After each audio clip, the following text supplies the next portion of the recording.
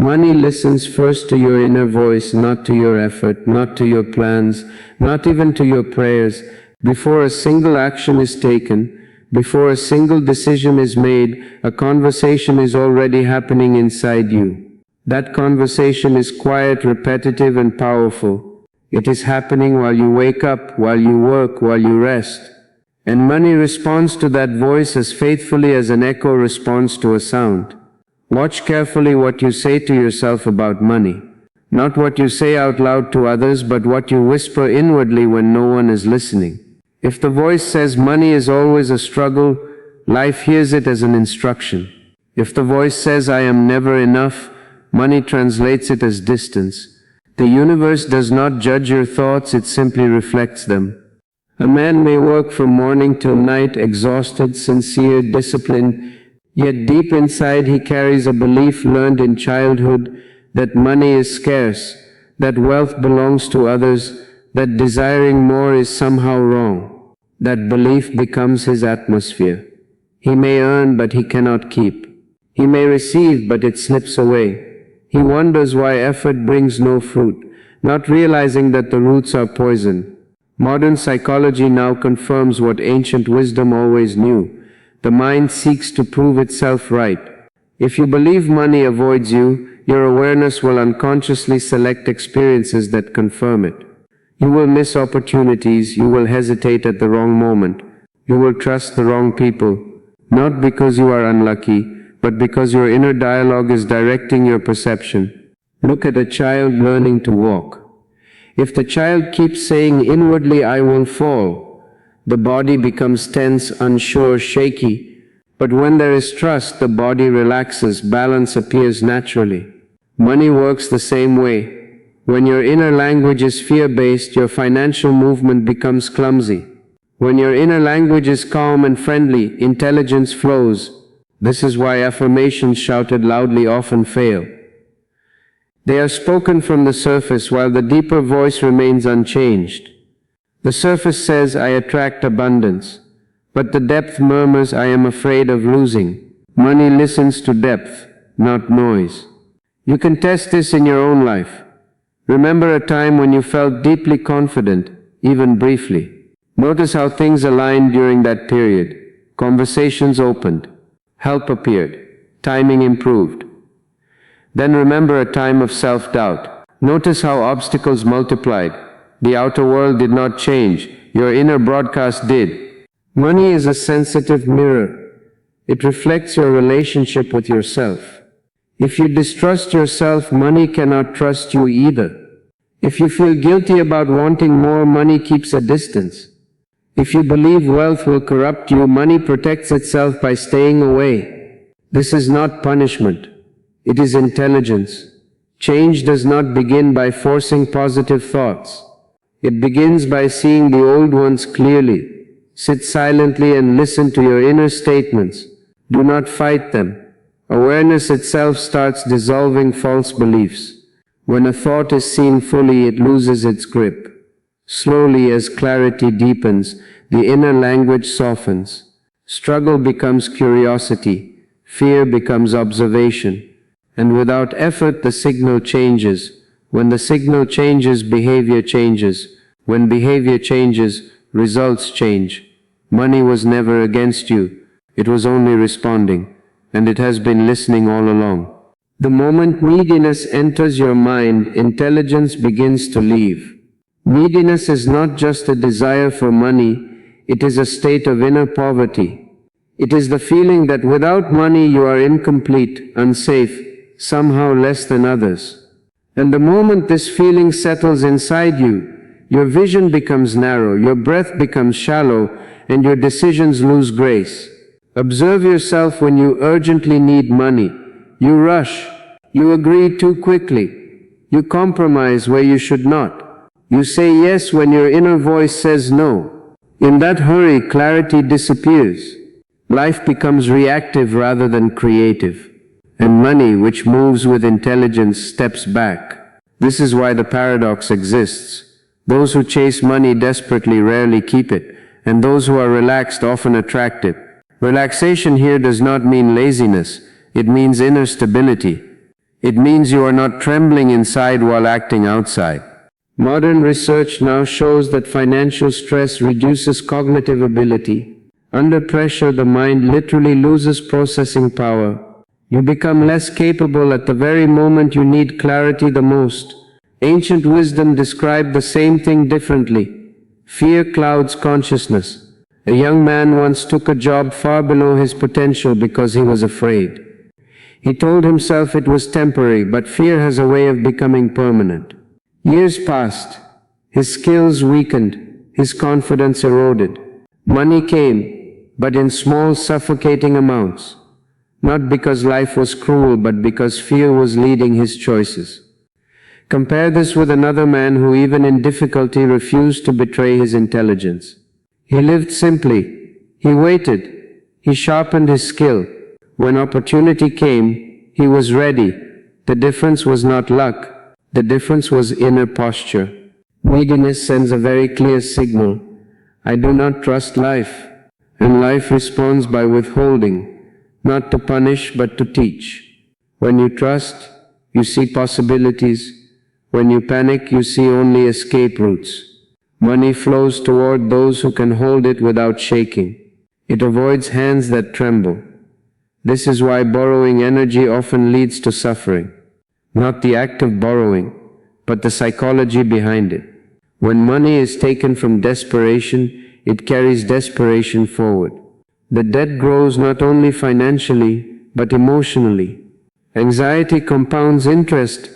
To step out of this cycle, one thing is needed: pause. Before any financial decision, pause long enough to feel your inner state. Ask yourself, am I acting from fear or from clarity? This simple awareness can save years of struggle. You do not need more courage, you need less fear. Courage is natural when fear dissolves. Remember moments in your life when you trusted yourself, even with little money. Notice how dignity remained. Compare that with moments of desperation, when money was present but peace was absent. Which life was richer? Money is not impressed by anxiety. It is attracted to groundedness. It moves toward those who can wait without despair and act without panic. When neediness dissolves, intelligence returns. When intelligence returns, right action follows. And money, like a shadow, follows right action. It was never about the amount. It was always about the state of being. Look closely at how you treat the small amounts of money that pass through your hands. In those ordinary, unnoticed moments, your deepest attitude is revealed. Not when a large sum arrives, not when success is announced, but when you receive something modest, something you secretly judge as not enough. Your reaction in that moment speaks louder than any intention. Many people say they want abundance, yet their relationship with money is filled with irritation and disrespect. They complain about their income, dismiss small gains, waste what comes easily, and feel insulted by limited amounts. Money hears this. It understands it clearly. The message is simple: you are not welcome here. Imagine a guest who enters your house quietly. If you ignore him, complain about his presence, or treat him carelessly, he will not stay long. Money behaves the same way. It stays where it is respected, and it leaves where it is resented. A shopkeeper counts every coin with attention. He does not hurry, he does not curse the amount. He understands that care itself is a form of intelligence. Slowly, his shop grows. Not suddenly, not magically, but steadily. Another shopkeeper earns more, yet wastes more. He throws money around with irritation, always thinking of what is missing. Over time, his business weakens. The difference is not opportunity. The difference is relationship. Psychology now confirms this pattern. People who practice gratitude, even in small financial matters, manage money better and experience less stress. Their decisions are clearer. Their patience increases. Gratitude is not emotional decoration, it is functional awareness. When you complain about small money, you are training your mind to feel poor even when money is present. When you honor small money, you are training your mind to feel abundant even before abundance arrives. The mind does not understand scale, it understands attitude. Look at your daily habits. Do you check your expenses with anger or with curiosity? Do you treat savings as a burden or as a form of self-respect? Do you rush through financial details or do you remain present?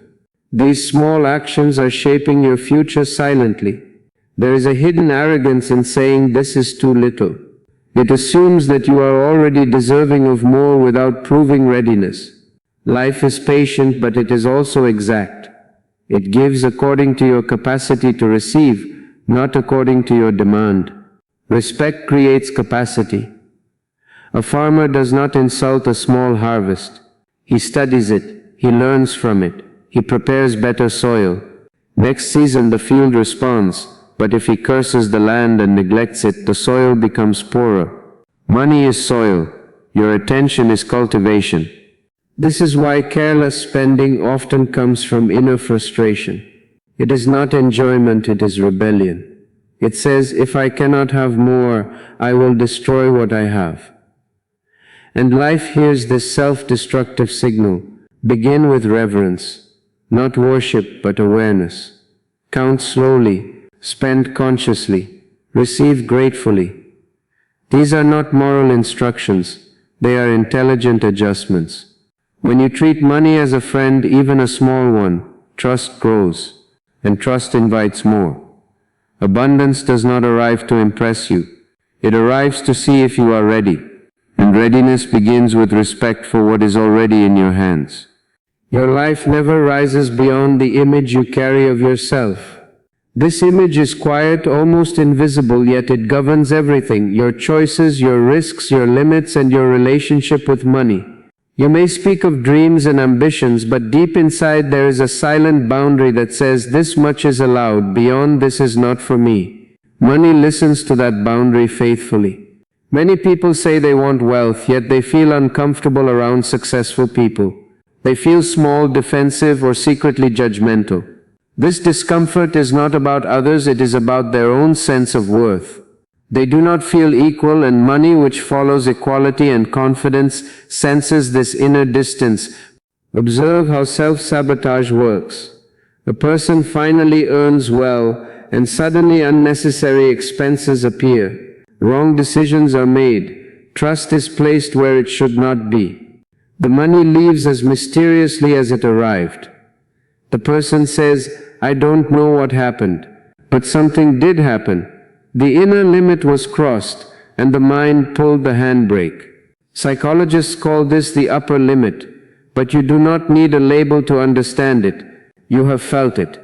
Whenever things begin to go too well, anxiety appears. You start waiting for something to go wrong. That waiting itself becomes the invitation. Often this boundary is inherited. Childhood messages like people like us don't get rich, or money changes people, or spiritual people should not want wealth, sink deep into the unconscious. As adults, we forget the source but obey the command. The mind protects identity more than happiness. Look closely at guilt. Guilt is one of the strongest barriers to abundance. If you believe that having more will make others less, you will unconsciously refuse it. If you believe success separates you from love, you will sabotage it to stay connected. Money does not fight guilt, it avoids it. Notice how some people carry wealth lightly. They do not boast, they do not hide, they are at ease. This ease comes from inner permission. They have allowed themselves to receive. Others, equally capable, remain tense around money. The difference is not skill, it is self-acceptance. Raising your self-worth does not mean comparing yourself to others. Comparison only strengthens insecurity. Self-worth grows through integrity. When your actions match your values, confidence stabilizes. When you respect your time, your energy, your intelligence, money begins to respect you too. This is why small acts of self-betrayal are costly. Saying yes when you mean no. Staying where you feel diminished. Underpricing your work out of fear. Each act sends a message, I am not important. Money receives it clearly. You cannot receive more than you allow yourself to hold. Expansion begins inside, not outside. Sit silently and notice where you feel unworthy. Do not argue with the feeling, just see it. Awareness loosens its grip. When self-worth grows, not through arrogance but through honesty, money flows more easily. There is less fear, less tension, less drama.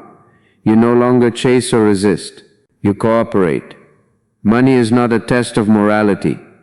It is a reflection of self-relationship. Heal that relationship, and the reflection changes.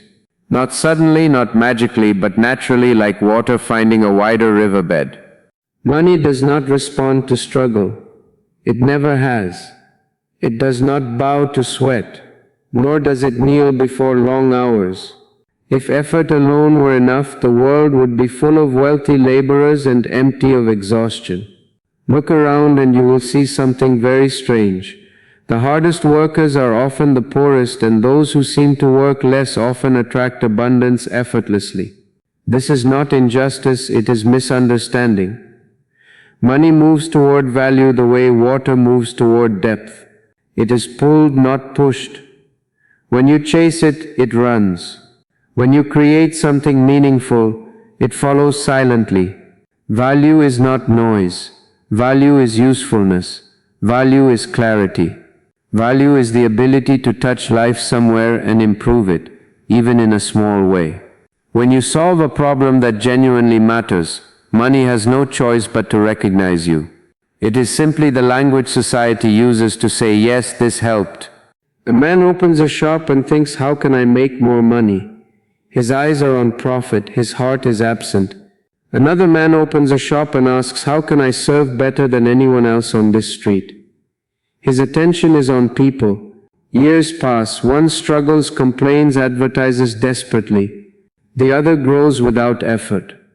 Customers return, they bring others.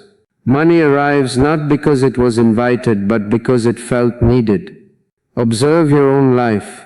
Whenever you were deeply absorbed in doing something well, so absorbed that you forgot about reward, things flowed, time disappeared, fear disappeared, and somehow support appeared.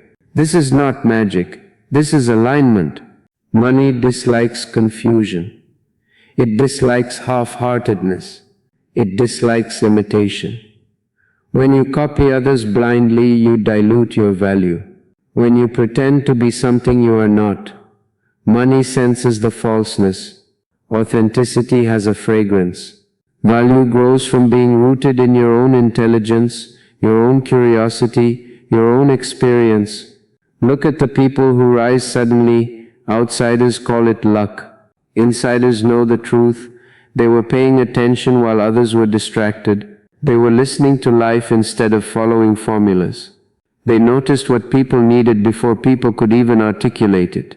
Value is created when you see clearly. A teacher who teaches to impress remains poor. A teacher who teaches to awaken something in the student becomes unforgettable. An artist who creates for applause burns out. An artist who creates because creation is overflowing becomes magnetic. The difference is subtle but decisive. Money flows toward impact, not intention. You may say, but I am doing my best. Ask more deeply. Are you doing what is convenient or what is meaningful? Are you repeating what is safe or exploring what is needed now? Life changes every moment. Value is alive. What worked yesterday may be dead today. This is why stagnation happens. Not because money disappears, but because relevance disappears. When you refine your skill, when you deepen your understanding, when you become better not to compete but to contribute, you rise without effort. The marketplace rewards awareness. It punishes sleep. And remember, value is not always big. Sometimes it is small, but precise. A simple solution offered at the right moment is more powerful than grand ideas offered blindly. One sincere improvement is worth more than 1,000 clever promises. Do not ask how to get money. That question comes from poverty. Ask how to be useful. That question comes from abundance. The first makes you anxious. The second makes you intelligent. When you become valuable, you stop begging, you stop chasing, you stop forcing, you stand, and life responds. Money then is no longer a goal, it is a side effect. And side effects, when natural, are always beautiful.